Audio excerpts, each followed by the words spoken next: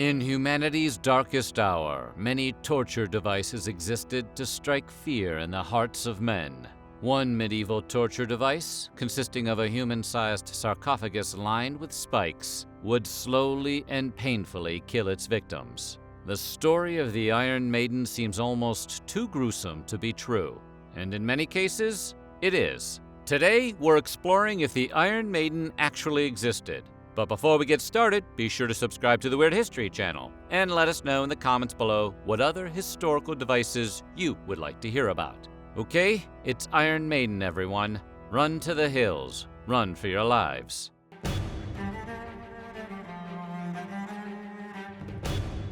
As medieval torture devices go, the Iron Maiden was a bit of a doozy. Considered to be one of the most brutal torture devices of all time, it caused a slow and painful death. What else would you expect from an upright coffin filled with spikes? The Iron Maiden was large enough to fit an adult.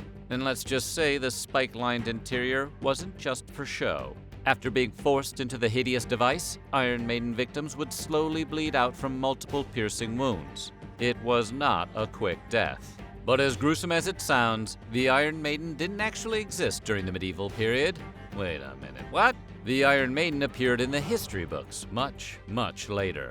While it definitely seems like something Henry VIII would have kept around for special occasions, the Iron Maiden didn't appear in historical texts until much later, in the 1800s. Prior to that, there are no references to the torture device from medieval times. In the 19th century, Iron Maidens began to appear across Europe, along with gruesome tales of their use and history.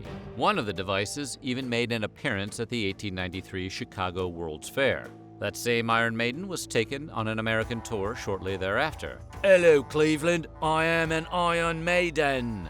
The first recorded references to the Iron Maiden came from the writings of German philosopher Johann Philipp Siebenkees, who detailed a fictional account of a coin forger's execution in 1515 Nuremberg. Siebenkees wrote about it in gruesome, vivid detail for a guidebook to the city. Slowly, so that the very sharp points penetrated his arms and his legs in several places, and his belly and chest, and his bladder and the root of his member, and his eyes, and his shoulders, and his buttocks. Siebenkees wrote, but not enough to kill him, and so he remained making great cry and lament for 2 days, after which he died. The story caught Victorian collector Matthew Peacock's attention. Peacock built a functional version of the Iron Maiden from bits of memorabilia he'd collected and sold the invention to a museum. Visitors to the museum marveled at the device, believing it to be real. After that, word of the device and its supposed dark origin spread, perpetuating the legend of the Iron Maiden. Speaking of museums, pop culture might sometimes make it seem like Iron Maidens were everywhere during medieval times. But that simply wasn't the case. Travel to any torture museum in Europe and you'll undoubtedly come across a sinister sarcophagus or two on display. One of the great unknown factors is where all of them came from in the first place. The answer may shock you. Iron Maidens were basically invented to be museum exhibits, ostensibly to terrify museum visitors. I thought that was the Scream's job. In 1802, one of the devices was displayed in Nuremberg. This became the famous Iron Maiden of Nuremberg. The original was lost during the 1945 Allied bombing of Nuremberg, but a copy was auctioned off in the 1960s and is currently displayed at the Medieval Crime Museum, Rothenburg ob der Tauber. Reflecting on the medieval times from a modern perspective, you might perceive the period as being a bit on the barbaric side. In the 18th century, a similar notion took hold of public opinion, allowing the sordid myth of the Iron Maiden to spread like wildfire. Some enlightened thinkers used the story of the device as a way to prove the Middle Ages were an uncivilized time. After all, they surmised, only a brutal medieval sadist could invent a device like the Iron Maiden. In reality, the Iron Maiden was invented by an 18th century historian who believed his own time to be superior, using the Iron Maiden as the focal point of a hoax intended to cast shade on the medieval period. Talk about a few wasted years. While the legend of the Iron Maiden was running free in the public's imagination, Matthew Peacock saw an opportunity to reinforce his claims of 18th century superiority. He reportedly said the device was meant to show the dark spirit of the Middle Ages in contrast to the progress of humanity. Now we have friends on Facebook to do that.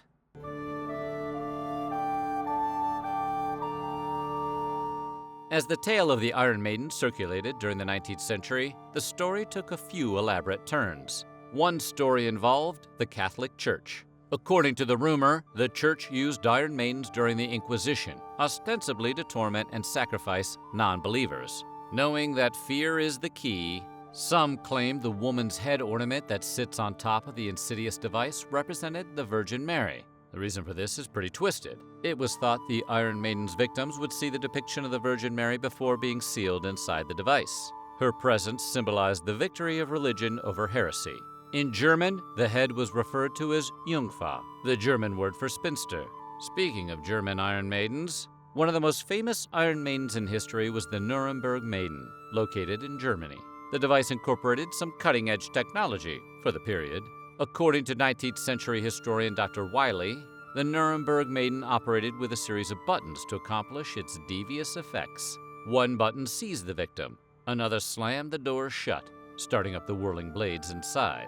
A third button popped open a trapdoor that dropped the victim's lifeless body into the river below. Dr. Wylie asserted these mechanical abilities never existed during the medieval era. Daniel Mannix confirmed this in his 1964 book on the history of torture, saying, "Nothing short of the International Business Machines Corporation could manufacture such a complicated apparatus." I guess IBM missed the boat on that one.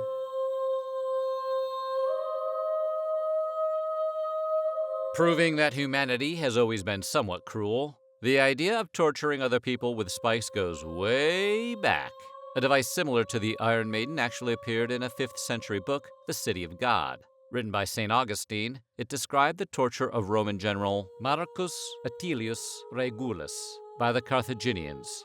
They shut him up in a narrow box in which he was compelled to stand, and in which finely sharpened nails were fixed all round about him, so that he could not lean upon any part of it without intense pain.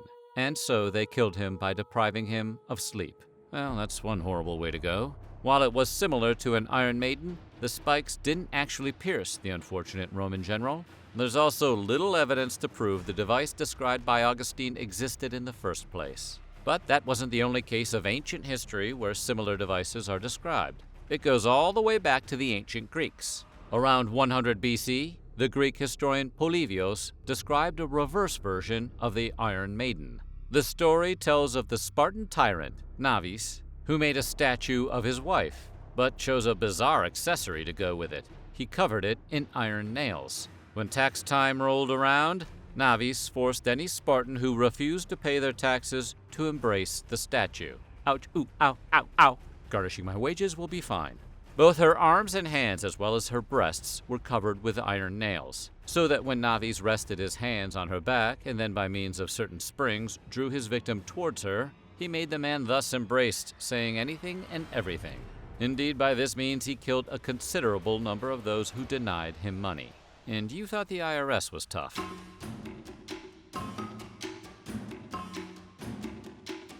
Though the Iron Maiden itself was essentially a 19th century fabrication, medieval Europeans did use a punishment device called the Schandmantel. The name Schandmantel translates to coat of shame in the German language. And while it bore some similarity to the Iron Maiden, it was decidedly not one of the mythological devices.